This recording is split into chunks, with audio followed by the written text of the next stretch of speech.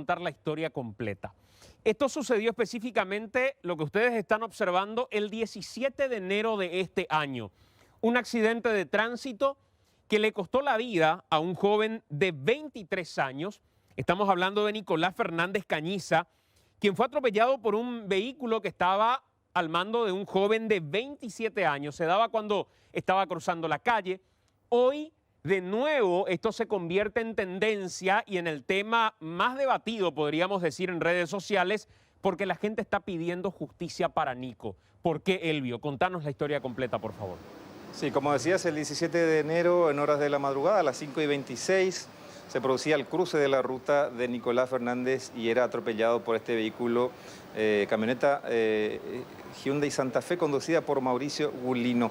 Él volvía de la casa de un amigo a pie y se produjo el accidente que resultó fatal porque fue auxiliado por terceras personas, llevado al hospital del trauma y al cabo de 3 horas falleció, no soportó las lesiones. El conductor huyó, otro chofer lo tuvo que acorralar, finalmente se logró que el chofer regrese al lugar del accidente a ponerse de alguna manera a disposición, pero la víctima ya había sido auxiliada. La Fiscalía imputó al conductor por omisión de auxilio y por homicidio culposo. El resultado del alcotest arrojó 0,04 de graduación, el nivel de alcohol en sangre. Sin embargo, luego el fiscal a la hora de acusar solamente lo hizo por omisión de auxilio, que tiene una pena privativa de libertad de hasta 1 año nada más, a diferencia del homicidio culposo que puede llegar hasta 5 años. ¿En qué se basó el fiscal? Lo vamos a escuchar después. Bueno, se basó en los resultados de una pericia accidentológica realizada por un policía que fue designado por el Ministerio Público, que decía que la velocidad con la que se transportaba el vehículo era de 59 kilómetros por hora, una cuestión que es rebatida por los familiares y sus asesores legales, diciendo que ellos también tienen una pericia en donde se tiene en cuenta otros aspectos y otra metodología y que determinó que el vehículo iba a 100 o más kilómetros por hora. Decía el abogado Ricardo Preda, nosotros lo hicimos teniendo en cuenta el video. Sin embargo, el perito de la Fiscalía lo hizo teniendo en cuenta el daño sufrido por el vehículo tras el impacto con el cuerpo de la víctima. Vamos a escuchar primero al señor Fernández porque es el que está instando al juzgado a revertir esto, porque les reitero, la Fiscalía solo mantiene la imputación por omisión de auxilio, ya retiró lo de homicidio culposo. ¿Por qué? Porque considera que el peatón es el que tuvo la culpa por cruzar de esa manera la ruta y no hubo negligencia del chofer. Como les decía, es algo que vamos a profundizar después con el fiscal, pero es bueno escuchar al padre, al señor Rubén Fernández, el papá de Nicolás, pidiéndole a la justicia, pidiéndole al juez que el martes, cuando se produzca el tratamiento de este documento, pueda rever esta situación. Nosotros queremos dirigirnos directo al doctor Julián López. Doctor, yo sé que el martes vos vas a tener esto para juzgar en esta audiencia preliminar. Yo te pido, doctor, que vos le des el trámite que debe de tener esta causa. Yo no te estoy pidiendo favores, doctor. Solo te pido que vos actúes como debe de actuar la justicia en el Paraguay verdaderamente. No te estoy pidiendo favores, no te estoy pidiendo un monto, no te estoy diciendo nada. Yo te estoy diciendo, doctor, hacena por tu trabajo. Y eso es lo único que yo te quiero pedir a vos. No le estoy pidiendo al fiscal nada. Ese es un hombre que alguna vez va a sentir lo que está haciendo, ¿verdad? Y el perito también de alguna forma va a tener seguramente. La justicia viene también por otros lados, señores. Y yo pido la justicia verdadera. Yo pido aquella justicia que nace de mentes que realmente deben de razonar y reciclar lo que verdaderamente está ahí para ser juzgado y no aquellas personas que vuelven sus pensamientos y su actuar en situaciones oscuras. Ahí hay todo un debate respecto a la cuestión jurídica en particular, Elvio, porque el fiscal también, a que parte de la teoría que vamos a escuchar, se respalda supuestamente en lo que la Corte había dicho respecto al porcentaje de graduación alcohólica que tiene que ver ya con el ámbito penal en particular y una cuestión medio compleja que en realidad algunos sostienen que debería decidir un tribunal y no el Ministerio Público. Sí, por eso vamos a escuchar después al fiscal Oscar Delfino, quien está llevando adelante esta causa. Pero primero queríamos escuchar también al abogado de la familia, Ricardo Preda, rebatiendo algunos de los puntos argumentados por la Fiscalía, basándose en el informe, en las conclusiones de la pericia accidentológica.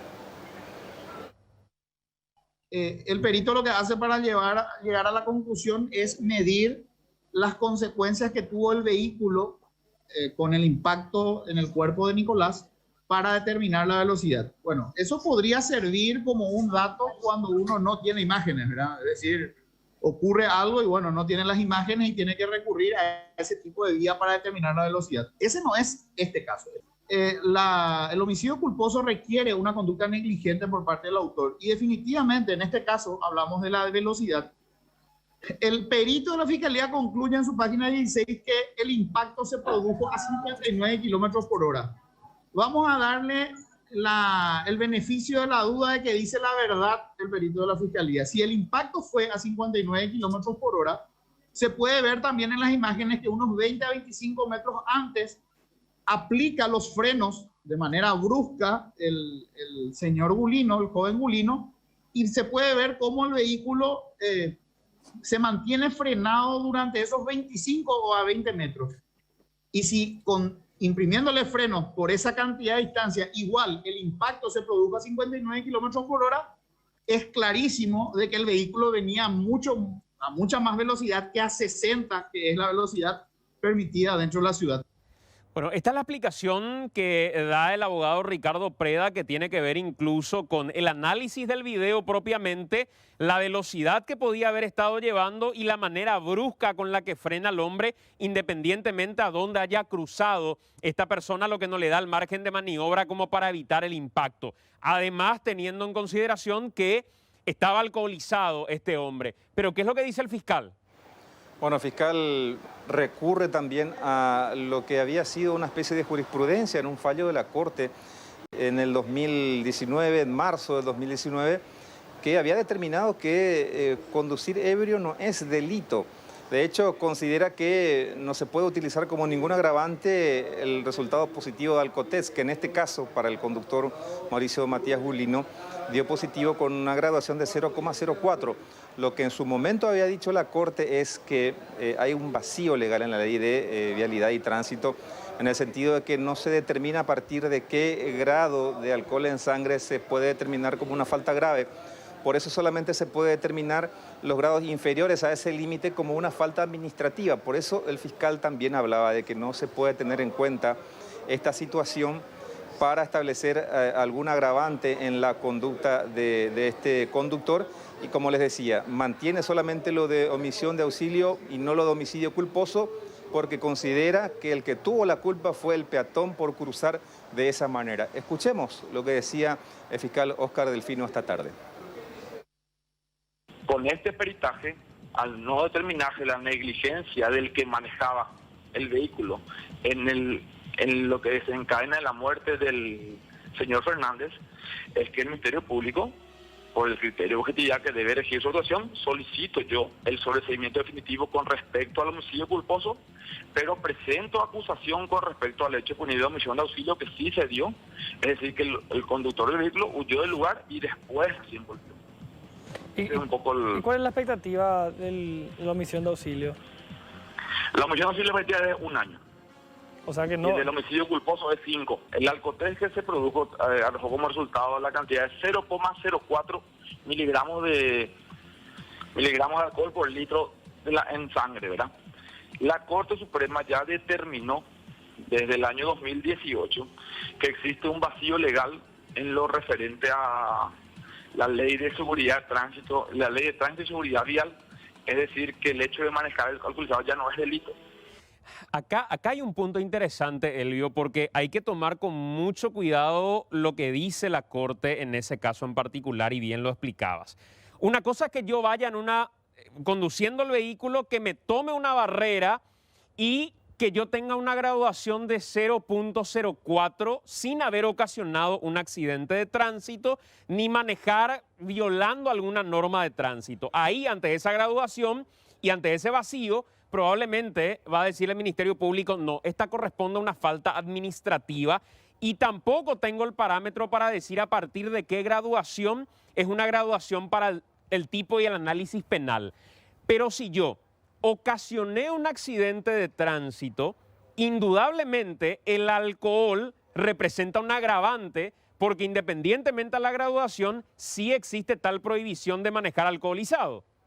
Correcto, una serie de situaciones que se van a tener que tener en cuenta en este y en otros casos. Recordemos que se intentó hacer algunas modificaciones a o poner claridad a este vacío legal del que hablaba la Corte, pero el Ejecutivo había vetado un tratamiento de ese proyecto de ley. Es por eso que es importante que alguna entidad establezca cómo claramente se va a interpretar en estos casos la situación para que esto sea un agravante a la hora de establecer o de causar un accidente de tránsito, más aún con resultado fatal. Exacto. Gracias, Elvio, por este reporte y reitero.